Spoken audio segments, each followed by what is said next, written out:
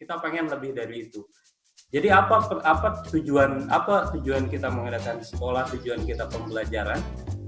Nah, inilah yang hal-hal yang kita pengen memunculkan sumber daya manusia yang memiliki sifat-sifat seperti ini. Yang pertama, memiliki rasa keingin-tahuan yang tinggi, curious. Kemudian skeptik. Jadi ketika dia menerima sesuatu, dia nggak langsung menerimanya gitu. Dia perlu penjelasan. Jadi nggak manut-manut aja gitu. Kita pengen anak-anak kita nggak manut-manut aja. Justru kita pengen anak-anak kita itu betul-betul kritis,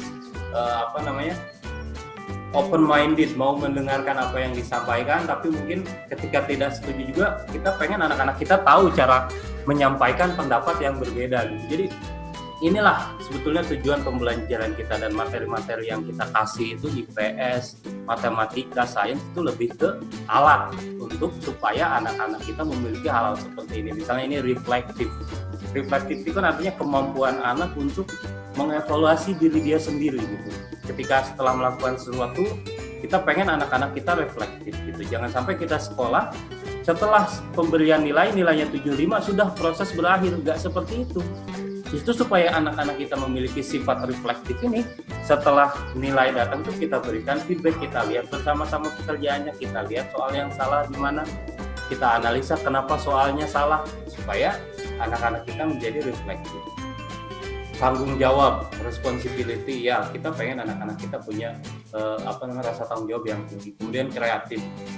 Banyak yang berpikir kreatif itu khusus untuk orang-orang pekerja seni aja, khusus untuk pelukis. Kreatif itu untuk pelukis, kreatif itu untuk orang-orang yang berhubungan dengan seni. Ternyata tidak seperti itu. Kreatif itu dibutuhkan di semua aspek.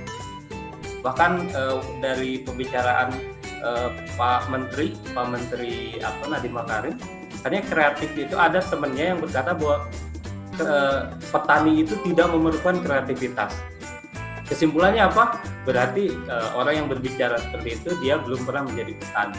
Karena petani itu sangat memerlukan kreativitas. Banyak hal-hal yang justru tidak diajarkan orang-orang lain, muncul permasalahan. Ada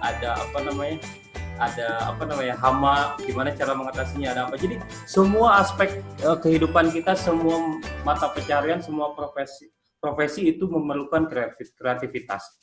Tapi pertanyaan kita, apakah kita mendidik anak-anak kita menjadi kreatif? Apabila di sekolah, guru-guru, di rumah orang tua terlalu mengarahkan, terlalu lebih ke memberikan arahan terus-menerus tanpa membiarkan anak memiliki pilihan dia sendiri, dia nggak akan bisa kreatif. Dia akan selalu menunggu instruksi dari orang lain. Jadi inilah hal-hal yang kita pengen anak-anak kita miliki. Pengen fleksibel, considerate itu lebih ke empati, cara dia memikirkan perasaan orang lain, cara berjalan di sepatu orang lain gitu, membayangkan gimana ya rasanya jadi guru gitu, atau sebaliknya membayangkan fungsi-fungsi lain, bukan hanya sebagai dia sendiri. Nah, beberapa orang menyebutkan ini sebagai, kita menyebutnya ini 21st century skill abad 21.